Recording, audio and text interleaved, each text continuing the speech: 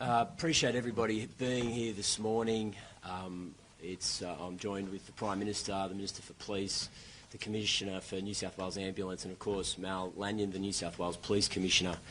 It's very sad duty this morning to report that 16 people have been confirmed as being killed, 15 innocent people and one perpetrator. There were 42 people in New South Wales hospitals overnight, and the victims' age ranges are from as young as 10 to 87. A devastating fact. New South Wales Police Commissioner Mal Lanyon will speak in a moment about Operation Shelter, the circumstances of this investigation, the counter-terrorism plan from New South Wales Police, and the latest in relation to community safety, as well as the New South Wales Government's and the New South Wales Police's inquiry into this devastating crime. Obviously, the Jewish community in New South Wales are absolutely devastated this morning, and it's our responsibility to wrap our arms around that wounded community and let them know that ordinary Australians, regular Australians, are in their corner and thinking of them this morning after this terrible, terrible targeted attack on what should have been a joyful event that they have every right to share with their community on Bondi Beach last night. We need to send a strong and clear repudiation of anti-Semitism in all of its forms. In all of its forms. There is no tolerance for racism or Jewish hatred in New South Wales or Australia, and we need to be clear and unambiguous that we will fight it everywhere we see it, whether it's destructive, horrible acts of violence or chants, mottos and internet posts on the internet. Wherever it is, we need to fight anti-Semitism. It is toxic. It is cancerous within a community, and as you can see from last night, it leads to devastating, devastating implications for the people of our country.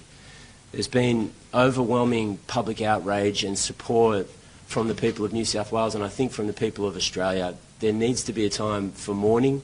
We need to be in a position to bind up the wounds of the state's Jewish community, and many people are asking how they can help. The first thing, of course, is to listen to New South Wales Police and emergency services, but if you are looking for something practical to do, you could give blood. We saw extraordinary scenes from New South Wales public hospitals last night. Emergency departments, at the drop of a hat, were in the process of saving scores of lives. They did an incredible job, but they need your help. They need blood, and if you're thinking about doing an act of public service in the coming 24 hours, I'd urge you to contact the Red Cross and do that piece of public-mindedness, that piece of public-spiritedness. I want to say thank you to our amazing police force who acted bravely and diligently in incredibly difficult circumstances. Thank you to the paramedics who, in some cases under fire, transported the injured to New South Wales hospitals, to the doctors and nurses in our public hospitals, and lastly, thank you to innocent bystanders and civilians who stood up, risked their own lives to save other people's lives. This is a terrible, wanton act of destructive violence, but there are still amazing people that we have in Australia, and they showed their true colours last night. I'm going to pass over to the Prime Minister and then New South Wales Police Commissioner. Well, thanks very much, Premier. What we saw yesterday was an act of pure evil, an act of anti-Semitism, an act of terrorism on our shores in an iconic Australian location, Bondi Beach, that is associated with joy, associated with families gathering, associated with celebrations, and it is forever tarnished by what has occurred last evening. This was an attack deliberately targeted at the Jewish community on the first day of Hanukkah, which of course should be a joyous celebration, and the Jewish community are hurting today. Today, all Australians wrap our arms around them and say, we stand with you. We will do whatever is necessary to stamp out anti-Semitism. It is a scourge and we will eradicate it together. The Australian Federal Police and ASIO are working closely with New South Wales authorities, and the briefing we've just had, we have had the AFP there, and the AFP Commissioner will return to Australia today. We will dedicate every single resource that is required in responding to this. To the brave responders, first responders, including Ordinary citizens who acted yesterday, thank you for what you do. People rushing towards danger to show the best of the Australian character. That's who we are, people who stand up for our values. Flags will fly at half-mast across the country today as we pay our respects to all those lost and all those who have been injured. And we conclude by saying that yesterday was indeed a dark day in our nation's history, but we as a nation are stronger than the cowards who did this. I thank world leaders who have reached out, from President Trump, President Macron, Prime Minister Starmer, others right around the world have reached out to Australia at this time, and we thank you for your sympathy and your solidarity with our values. Australia will never submit to division, violence or hatred, and we will come through this together. We refuse to let them divide us as a nation. I'll hand to Commissioner Lanyon now. Thank you, Prime Minister. Good morning, ladies and gentlemen. Last night I announced that I had determined that it was a terrorist activity and made a declaration as such as 9:36 p.m. As a result of that declaration, we commenced Operation ARQUS, ARQUES, which is a joint counter-terrorism operation. That is New South Wales Police working very closely with our Commonwealth partners to ensure that we thoroughly investigate the circumstances of the incident yesterday. We have progressed at pace overnight with that investigation, and as a result of investigations undertaken, I can say that we are not looking for a further offender. We are satisfied that there were 2 offenders involved in yesterday's incident. One is deceased, the second is in critical but stable condition in hospital at the moment. The offenders are a 50-year-old and 24-year-old male who are father and son. The 50-year-old is deceased, the 24-year-old is currently in hospital at the moment. As part of the investigation, we conducted 2 search warrants last night, one at Bonnie Rig and a second at Campsie. The 50-year-old male is a licensed firearms holder. He has 6 firearms licensed to him. We are satisfied that we have 6 firearms from the scene yesterday, but also as a result of the search warrant at the Campsie address. Ballistics and forensic investigation will determine this morning that those 6 firearms are the 6 that were licensed to that man, but also that they were used in the offence yesterday at Bondi. We will continue to investigate this matter thoroughly. It's important for the community to have the reassurance that New South Wales Police, working with our Commonwealth partners, will not stop until we understand the reasons behind this senseless incident and take any available action that we need to do. We always work closely with our Commonwealth partners to make sure that we keep the community safe. This is a very difficult time for all law enforcement agencies, and I would really like to call out the work of New South Wales Ambulance last night, and we're joined by the Commissioner Morgan this morning. The ambulance officers were absolutely outstanding in their response. 16 deceased persons is obviously a great tragedy for this state. Our thoughts, prayers and love go out to all of the families of the deceased. We pray that those are injured recover quickly. I have 2 police officers currently in hospital at the moment. Both are in critical but stable condition. And again, the thoughts of the New South Wales Police are very much with those officers and their families. This morning we commenced Operation Shelter. It is an operation that we have previously run. We have escalated the number of police that are involved. Operation Shelter is designed to provide comfort to the Jewish community. We will make sure that we are highly visible at places of worship, places that are known to be frequented by the Jewish community, but very much in those suburbs where we know that we have a large Jewish population. I want to make it very clear that the New South Wales Police will not tolerate the types of violence or the types of anti-Semitic behaviour that we have seen. We will have 328 officers on the ground this morning as part of Operation Shelter. That operation will continue to work very closely with the Jewish community to make sure that we both prevent but also respond to anything that may happen. I was very clear last night to call for calm. This is not a time for anyone to be seeking retribution. This is a time for community to grieve and to heal.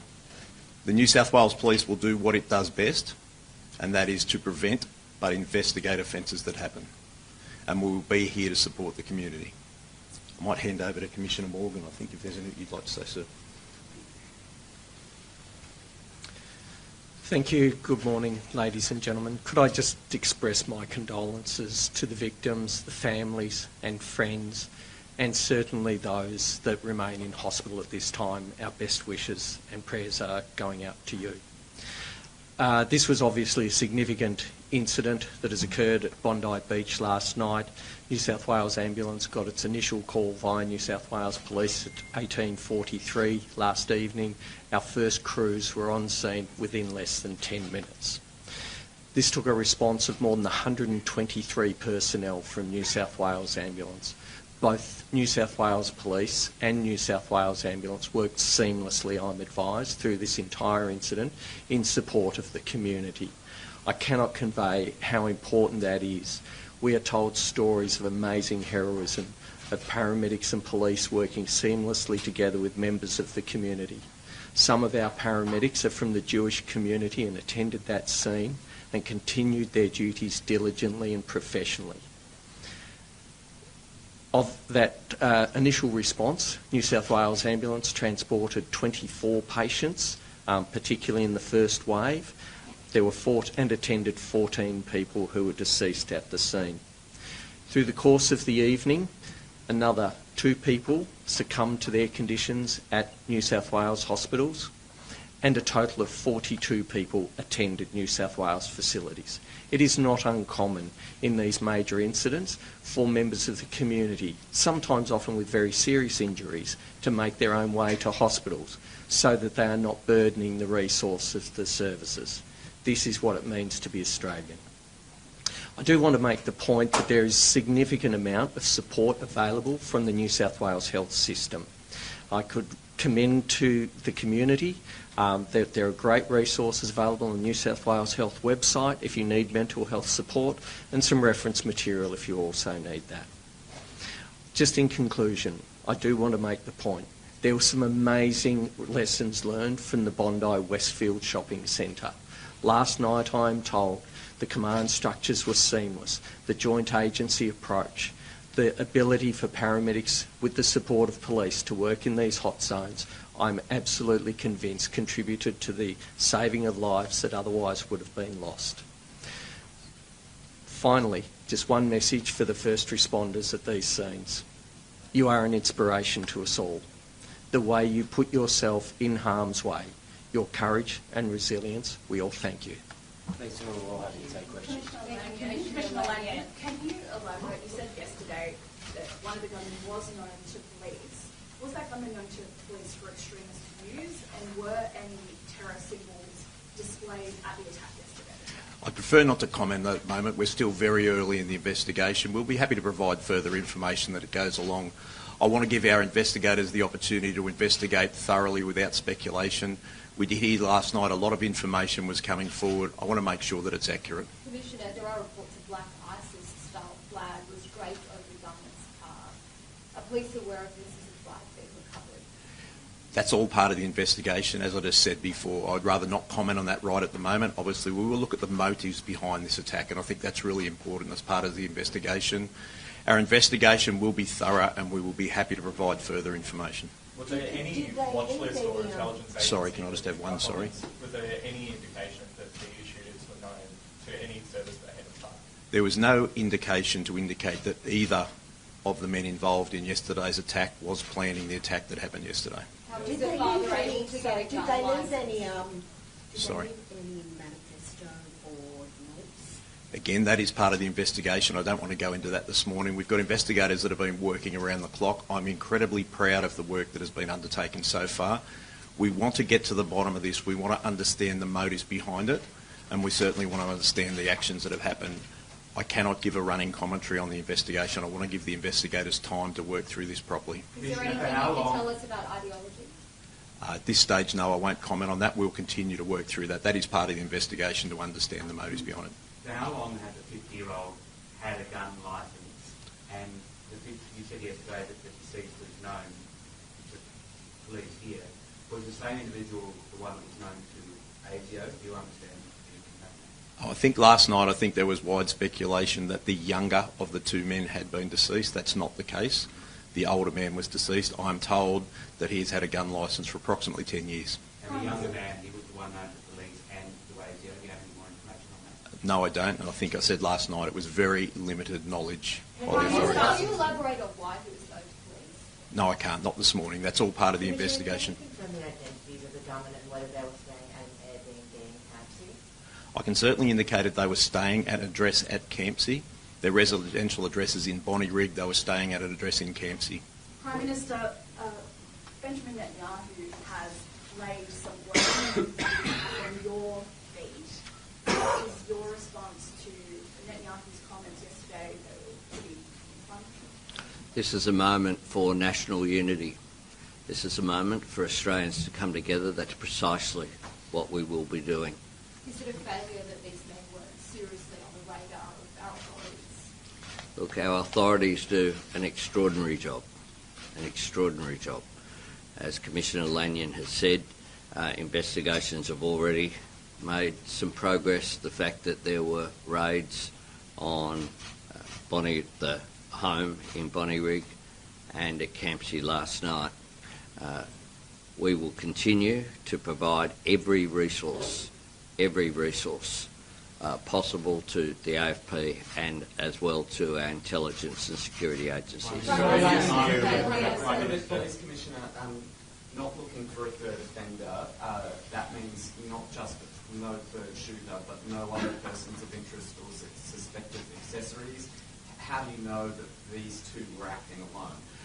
What I'm saying is that we will conduct a thorough investigation. If there is any other person that is associated with the two offenders that we believe that was either involved or responsible for what took place, we will take appropriate action. What I'm saying very clearly is that there were two persons involved yesterday. There were two persons in this atrocity. We are not looking for a third person who was involved in yesterday's incident directly. Commissioner, Was anyone this arrested is a during that? failure that this man was able to get a gun licence and that he was not more on the radar of authorities. I think there's actually legislation that governs how people have a firearms licence. So what I've said so far, and I'm not going to go further into it at this stage, there was very little knowledge of either of these men by the authorities. The person was determined to be entitled to have a firearms licence and had a firearms licence. The person had had a firearms licence for a number of years for which there were no incident and it was regulated. I think it's probably premature to be talking about this. When I'm speaking about an investigation, we want to get to the circumstances of everything that occurred yesterday and what led up to it. We are determined to make sure that investigation is thorough. Why was there so little knowledge of these individuals, particularly the 24-year-old who you did know about? That this was a planned attack, it doesn't appear to have been something that's spontaneous. I think that's really part of the investigation. We want to understand the motive behind these two people. There are many people in the community for which the police have very little knowledge about, and quite rightly so. We want to understand whether these people were further involved in any offences, but we have no history to say that's the case. Premier, are their families cooperating? Sorry, can I just... Are their families cooperating? We will be speaking to the families. We have spoken to the families. What was the purpose of the firearms licence? Sorry, what was the... What was the purpose of the firearms licence? What was his reason for having the firearms? I don't have that information this morning. What I've said is that he did hold a firearms licence and did have 6 registered firearms. Premier, clearly it's early in the investigation, but obviously a terrorist has been able to hold a firearms licence. If changes need to be made to our gun laws in New South Wales, will you make changes? The short answer is yes. We're looking at that right now. Obviously, we're in the early stages of this investigation. New South Wales Police need to provide all the details of this inquiry to the government, but I made it clear last night that we will take every step we possibly can to keep our community safe, and we'll be looking at law reform along that route. And this is an intolerable situation. This is an attempt to break apart our social life, to divide Australian against Australian. There's a massive role for the government, New South Wales Police and regular citizens to play here to ensure that we keep our community safe, and I won't hesitate to move legislation if it's required. How far they need to crack down on anti-Semitism? Premier, do you see this as a failure that this man and his son were not picked up by authorities and able to get a gun licence? Look, I can't say at this point. I mean, I think it's important that we allow police to conduct their investigation. Of course, there will be a comprehensive inquiry. This is a massive terrorist event in Australia's largest city, targeted on Jewish Australians. We need to get to the bottom of exactly how this happened so that we can take steps to ensure that it doesn't happen again. Now, I think in these circumstances it's important that no stone is left unturned and New South Wales Police are given time to conduct that investigation, but we have to do everything we possibly can to ensure that this doesn't happen again. Part of that may be law reform, almost certainly it will be. Part of it will be a comprehensive police response, but it also goes down to the level of confronting racism and anti-Semitism in our community. We saw a shocking act of public violence yesterday afternoon, but we've seen time after time over the last 2 years in particular, but even before that, of public acts of anti-Semitism in our community. It lights a fire, it's toxic, it gets into the marrow of a community, and the only sensible, fair and just response is a community standing up as one and saying we will not tolerate racism, we will not tolerate anti-Semitism in New South Wales. James. Eyewitness reports last night included that police, up to 4 police were standing around one of the active shooters, not giving fire back, just standing there. An eyewitness said that it was like they froze. James, no, sorry, hang on a sec. I'm just going to stop you there. I am not going to speculate on that right now. What I will say is that there are 2 New South Wales police officers in critical condition in New South Wales hospitals who stepped into the breach and could have lost their lives last night. I'm not going to go into the circumstances of police officers that returned fire, but I can tell you their bravery, their courage in these circumstances saved countless lives. And I would just urge everybody, don't jump to conclusions at this point. It's important that we have a full and comprehensive investigation, but certainly don't run down the police at this early hour. Sorry, I'm going to end. Provide us with some more detail on what explosive devices were found at the scene and what had to be done to disarm them. Yes, certainly. There were 2 improvised explosive devices found at the scene. They were taken by our rescue and bomb disposal unit. They were found to be active devices, so they were taken back and rendered safe by our police who do a professional job. And does that mean they could have been triggered by phones, or can you tell us anything about how they would have been triggered? I believe that they were more rudimentary in that. I think it would have been there would have been a wick or something similar that would have been used to actually do that. I think they were fairly basic in terms of their construction. Last couple of how they were going to be used? No, I don't. Not at this stage. That's why we're investigating so thoroughly. We want to get to the bottom of this. I've made it really clear that we want to understand every circumstance. I am very glad that those devices were not activated, but really our thoughts and prayers at the moment are with everyone who has lost someone. Jewish Australians have been warning that something like this could have happened. They have been petrified for more than 12 months now. Has your government failed Jewish Australians when their worst nightmare was realised last night? My government will continue to stand with Jewish Australians and continue to stand to stamp out anti-Semitism in all of its forms. We have taken strong action. We'll continue to work with the community.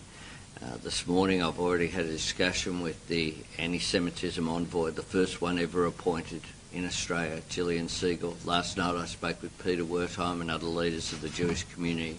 We'll continue to work with them because this is a time where all Australians need to wrap our arms around Jewish Australians. So we stand with them. We stand against anti-Semitism. We will do whatever is necessary to stamp it out. Anti-Semitism is a scourge. It's been around for a long period of time. We need to do whatever we can to stamp it out. Do we need to go and crack down like John Howard carried out after Port Arthur? He took leadership on that, will you? Well, we will look at whatever is necessary, whatever comes out of this investigation. If there is any action required in terms of legislative response, we will certainly have it. Thanks, everybody. Thank you. That's my recommendation. Thank you.